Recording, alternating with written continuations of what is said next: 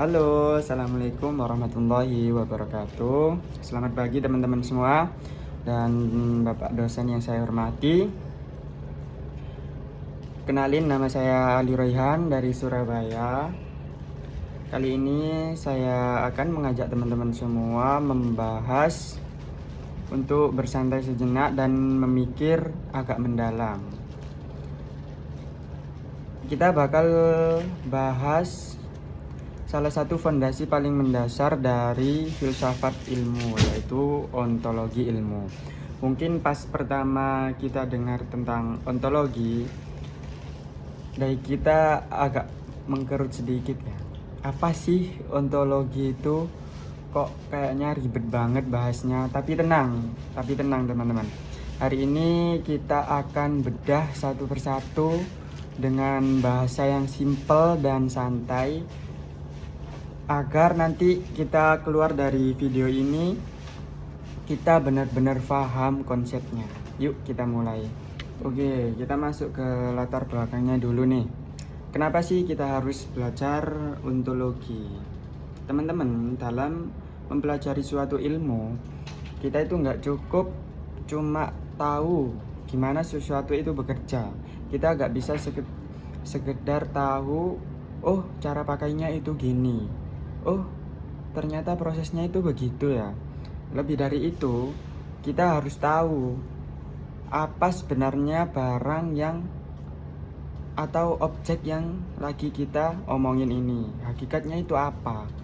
Dulu tokoh filsafat terkenal kayak Aristoteles pernah menegaskan hal penting. Sebelum kita meneliti sesuatu objek lebih jauh, kita harus paham dulu keberadaan atau being dari objek tersebut. Kita harus yakin objek itu emang nyata dan jelas wujudnya. Nah, secara bahasa, ontologi diambil dari bahasa Yunani, yaitu ontos yang artinya ada dan logos yang artinya ilmu. Jadi kalau digabungin, ontologi itu secara harfiah adalah ilmu tentang keberadaan.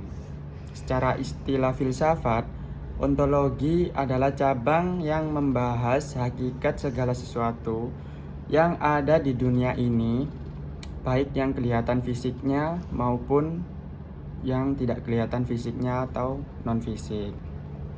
Bahkan tokoh kayak Immanuel Kant juga sempat menyoroti soal realitas ini. Beliau ngingetin kalau kita memahami realitas, kita juga harus sadar dari kalau pengetahuan dan panca indera manusia itu punya batasan. Intinya apa teman-teman? Intinya ontologi itu hadir buat memberi kejelasan tentang apa yang kita pelajari, biar kita nggak salah paham sama realitas, dan jadi kompas atau dasar buat metode ilmu kita. Tanpa ontologi, suatu ilmu bisa kehilangan arah karena kita sendiri nggak jelas sebenarnya lagi meneliti apa. Nah, sekarang kita bedah gen-gennya si ontologi ini teman-teman. Kalau kita bicara soal ontologi, fokus kajian itu dibagi jadi 3 poin utama. Yang pertama yaitu hakikat keberadaan atau being tadi itu teman-teman. Di sini ontologi bakal nanya kritis banget. Kayak ini barangnya beneran ada nggak sih? Gimana cara dia mewujud? Terus sifat dasarnya itu kayak gimana? Nah, untuk yang poin kedua, struktur realitas. Ontologi bakal mempermasalahkan isi di dunia ini. Apakah dunia ini isinya cuma materi fisik aja yang bisa kita pegang, yang bisa kita raba, atau sebenarnya mencakup materi non fisik juga, kayak jiwa dan roh misalnya. Nah, gara-gara perdebatan struktur realitas inilah nanti muncul aliran-aliran pemikiran yang seru teman-teman. Untuk poin yang ketiga, yaitu objek ilmu pengetahuan dalam filsafat ilmu. Ontologi ini fungsinya kayak pagar pembatas, teman-teman. Dia yang nentuin objek kalian dari setiap disiplin ilmu supaya couplingnya jelas dan nggak tumpang tindih antara ilmu satu dengan ilmu yang lainnya. Nah, gara-gara para filsuf dari zaman purba sampai zaman sekarang debat terus soal apa sih hakikat isi dunia ini, akhirnya pecahlah mereka jadi 4 kubu atau aliran besar, teman-teman. Yang aliran pertama namanya materialisme. Kubu ini santai banget mikirnya. Menurut mereka yang beneran ada di dunia ini ya cuma materi atau benda fisik aja. Segala sesuatu termasuk isi pikiran kita, jiwa atau kesadaran kita itu dianggap cuma hasil dari proses biologis atau proses material doang. Jadi kalau nggak ada fisiknya, ya dianggap nggak ada. Untuk aliran kedua, yaitu kebalikannya, teman-teman, yaitu idealisme. Kubu idealisme ini berpendapat kalau yang paling utama di dunia ini adalah ide, pikiran atau ruh, bukan materi fisik. Bagi mereka, dunia fisik yang kita lihat sekarang ini justru bergantung banget sama keberadaan atau bergantung banget teman-teman. Bergantung banget sama kesadaran atau pikiran kita. Nah, aliran yang ketiga adalah dualisme, teman-teman. Nah, kalau aliran ini sifatnya itu jalan tengah. Mereka bilang realitas itu nggak bisa cuma satu unsur doang, melainkan realitas itu terdiri dari 2 unsur yang berbeda banget tapi saling berhubungan, yaitu materi fisik dan non-materi atau jiwa yang ruh tadi. Manusia contohnya, kita punya jasad fisik tapi kita juga punya jiwa.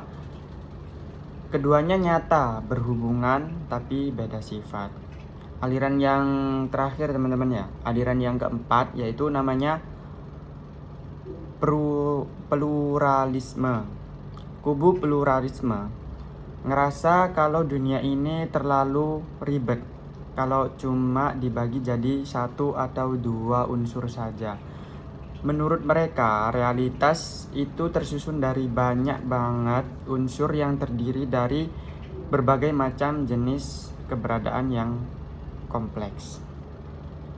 Nah, sekarang kita masuk ke bagian yang paling aplikatif dan menarik nih, yaitu gimana kalau konsep ontologi ini kita tembokin atau kita kawinkan, istilahnya ya teman-teman, sama ilmu hadis. Di sini kita bakal nanya secara ontologis, apa sih yang sebenarnya jadi objek kajian utama dalam ilmu hadis? Apa sih sebenarnya yang jadi objek kajian utama dalam ilmu hadis? Secara mendasar, ilmu hadis punya 2 objek, teman-teman. Objek formalnya yaitu sunnah Nabi sebagai sumber ajaran dan hukum, dan objek materialnya ini mencakup wujud fisiknya yaitu sanad, silsilah periwayatannya, teman-teman ya, dan matan yaitu isi teks hadisnya.